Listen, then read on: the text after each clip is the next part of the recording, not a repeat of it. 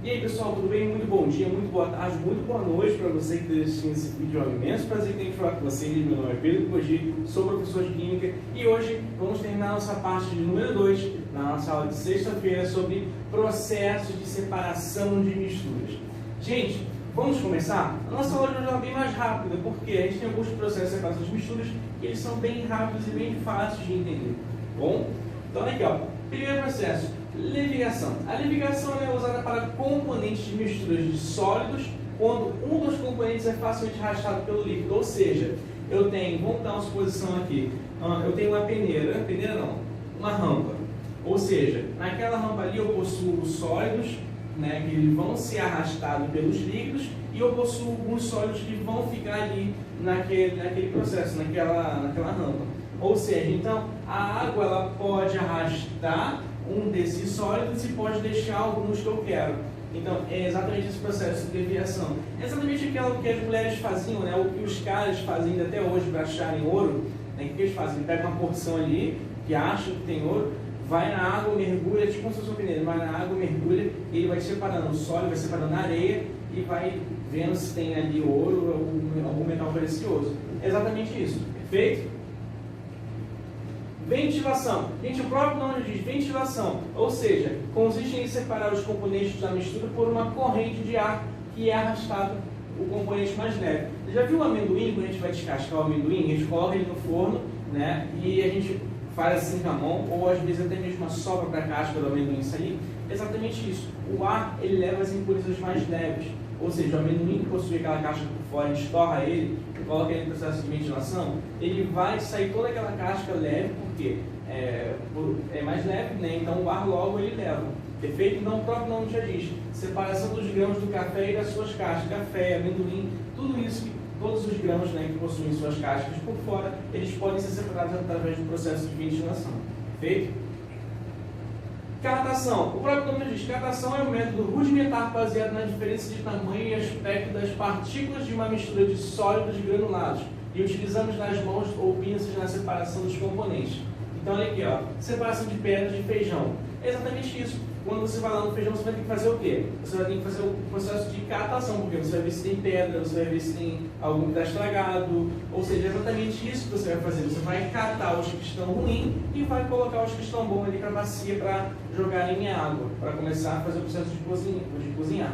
Perfeito? Então é só eu catar. Exemplo dessa imagem aqui. Se eu quero catar só as bolinhas vermelhas, eu vou catar as bolinhas vermelhas. Eu vou deixar as outras aqui. Perfeito? Peneiração ou tasmização. Né? Tasmização não é nem usado muito, mas é usado mais de peneiração mesmo.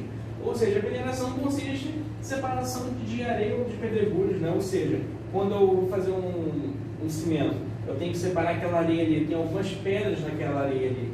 Então eu pego a peneira, deixo a areia mais fina, exatamente isso, peneiração. Ok?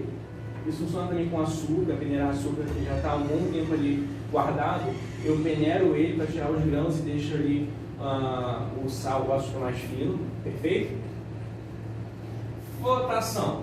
Gente, flotação consiste em colocar uma mistura de dois sólidos em um líquido de densidades intermediárias entre os mesmos. Separação do isopor e do ferro. Ou seja, o ferro, por ter a densidade maior, ele vai ficar onde? No fundo. E o isopor, por ter densidade menor, ele vai ficar onde? Em cima. Então tem processo de flotação. Compostos sólidos com densidades diferentes. Densidade do ferro lá mais abaixo, coloco água e o isopor vai ficar em cima da água, densidade diferente, por ele ser mais leve. Perfeito? Dissolução fracionada. Gente, isso aqui é muito utilizado em indústrias petrolíferas, tá? Muito utilizado mesmo, tá? Se você for ver um processo de separação de petróleo, onde eu vou ter o querosene, o diesel, é exatamente isso que eu estou falando com vocês. Consiste em colocar a mistura em um líquido que dissolva apenas um dos componentes. Separação do sal e da areia. A separação do sal e da areia eu posso fazer por também a destilação simples, né? Porque eu coloco ali a sal e a areia, né? E a água vai evaporar, vai passar para o destilador e condensador. Então eu posso separar isso aqui por destilação simples também. Tá? Mas o petróleo ele é um exemplo fundamental de destilação fracionada. Porque eu vou fracionar os meus produtos. Eu quero diesel, eu quero querosene, eu quero petróleo, eu quero óleo. Exatamente isso. Perfeito? Separação magnética. O próprio nome já diz magnético, vem de magnetismo, ou seja, separação por ímãs. Ou seja, vamos dar uma suposição. Eu estou aqui numa reação que eu só queira puxar pregos. Eu tenho ali areia e pregos. Quando eu coloco o ímã em cima, vou ter um processo de atração. Ou seja, o prego ele vai ser atraído pelo ímã. Logo, eu estou separando esse prego dessa areia. Então, logo, eu estou fazendo uma separação magnética. Eu estou usando o ímã para separar esses compostos. Perfeito?